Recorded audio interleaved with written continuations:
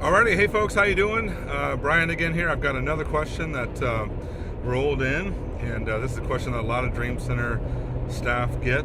Our Dream Center gets it, of course. Sometimes it's on applications for grants or for permitting or for different things.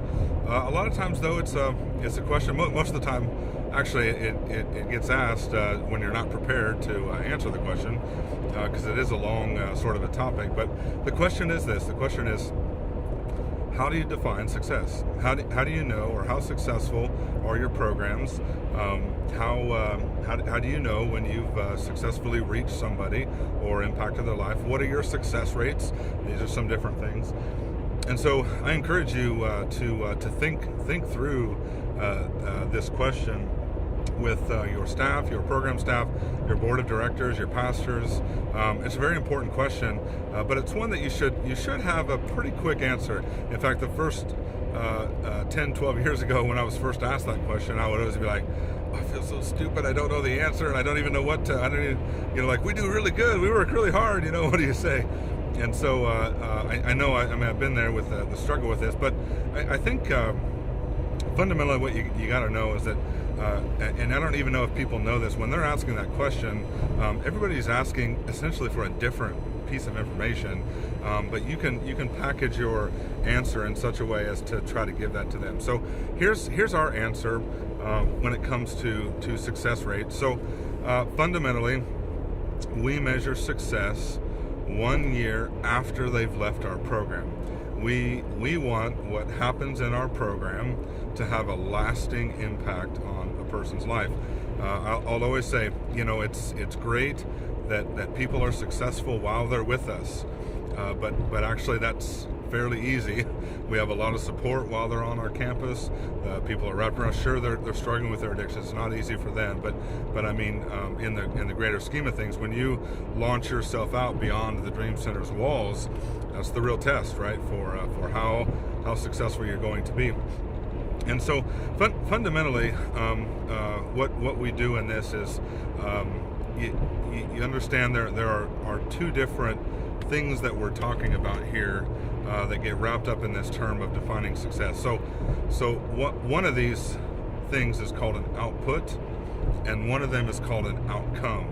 So outputs and outcomes, and you'll even see, especially on state level grants and different things, you'll see those two terms used differently. So outputs are the typical things that we talk about from church. Usually they're very easy to talk about. So an output is, how many meals did you give out this week, and how many people got counseling this week, and how many people slept at your facility this week, and how many people did you minister to? Those are all outputs of those different functions. So if you have an outreach, and it's an outreach that's on a weekend, your outputs are that you gave out 300 meals and 400 pieces of clothing, or however you measure. Those are outputs, but those are not fundamentally outcomes. And so outcomes are measured a little bit differently. Your outcomes are what happened because of those outputs. And so if I house somebody for 100 days in a program, the output is I house them for 100 days, and that's 100 days times 3, that's 300 meals that were served to them. So those are the outputs. But the outcome is, what happened to that person? Did they go out there and were they successful? Did they get a job? Are they still successful? So those are outcomes. So we delineate a little bit and say that the outputs are the raw numbers. Those are the measurements of what your programs are doing. And then the outputs are the measurements of how effective your programs are.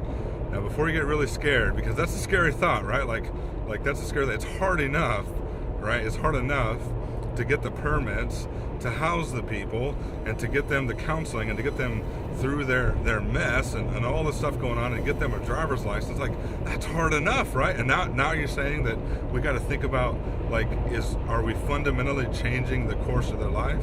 And the answer is yes. Like, that's what these grants want to know with this term success rate and different things like that. So here's how we measure success. So a person graduates any of our programs.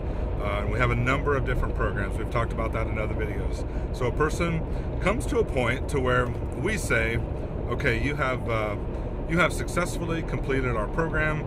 You've gone through all the different phases or all the classes, and we have a moment where you graduate or you move on. And from that moment on, then we're in this mode of measuring the outcome. And so what we do is at a 1 year mark, 1 year after they've left our program, we're checking in. How are you doing? Now, what I'll say honestly is that our most of our programs pride themselves on really. We're not just stamping people. It's not just a factory. We're not just pushing people through our programs and then we never see them again. Like, our staff legitimately get family-oriented relationships with these people, right? They care about them, and so they'll stay connected at some level on Facebook, at some level through, they keep coming to church. Like, we still know most of the people that graduate our programs. And so throughout the year, you're checking in, you're seeing how they're doing. But at the 1 year mark, we actually document it. We say, okay, in 3 areas of life, 3 sort of key areas of life, how are you doing? Like, honestly, how are you doing? So what we do is the first area is sociological, the second area is socioeconomic, and the third area is spiritual. So sociological, socioeconomic, and spiritual.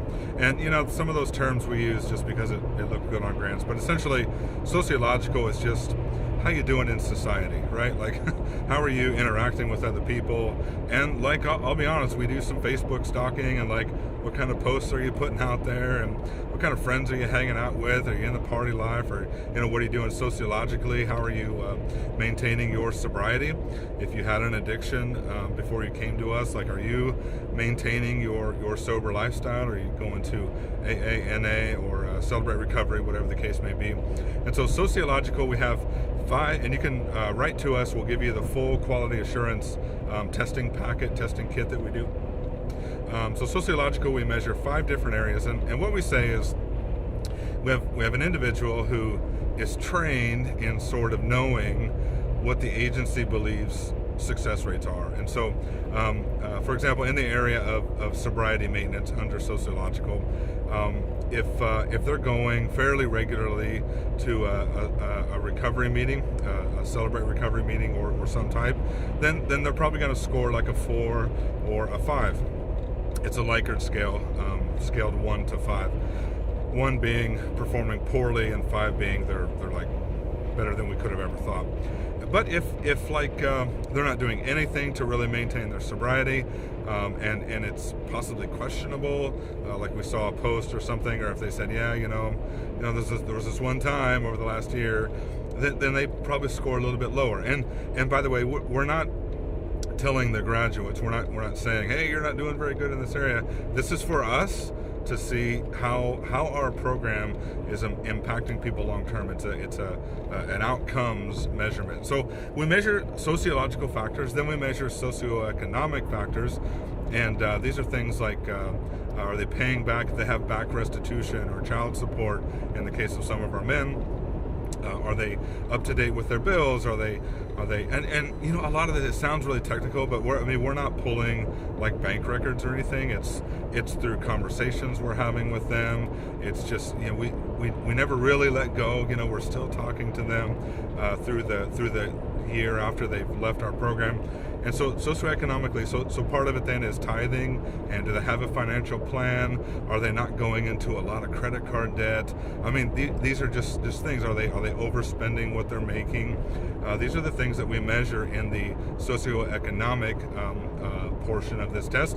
Again, 5 questions that we answer, scaled 1 to 5. How are they doing? And then the final one is spiritual, and the spiritual one is one that we've taken a bit of a stand with some of our government partnerships. Of course, they would prefer that there be no spirituality, but what we've said is we're not saying that because we measure it, we're not saying that it was a requirement while they were with us. Some of our programs it is, some of our programs it is not. We cover that in another video. But what we're saying is that how a person is doing spiritually is important to us as an agency. Might not be important to you as the government or as this foundation who's supporting us, but you know it's important to us, so we're going to measure it. So if they don't want that data, they don't have to have that data. But spiritually, then what we're looking at is, does the person have a healthy walking relationship with Jesus Christ, with the Savior? And we're honestly looking at that. Like, are they going to church regularly? Are they a part of a small group? And it doesn't have to be our church. People move all over the valley and all over the country after they leave the Dream Center here. It's just we're trying to take a sample test of how are they doing. So we gather all that data together, and then in each area, average would be 2.5. And so we say that success is if we're averaging 2.5 or better, then we were successful, because that person went out of our care into an area, and some of them went back into pretty bad areas, but that person went out of our care into their area, and they have, for 1 year, they have maintained their sobriety, they've maintained their walk with the Lord, they've maintained their work, their career, their economics, and that to us is a successful person. That's a successful outcome. So those are the differences. Outputs are how many people come and how many meals and how many you serve a year and counseling hours and things like that. And then outputs, you have to set the litmus.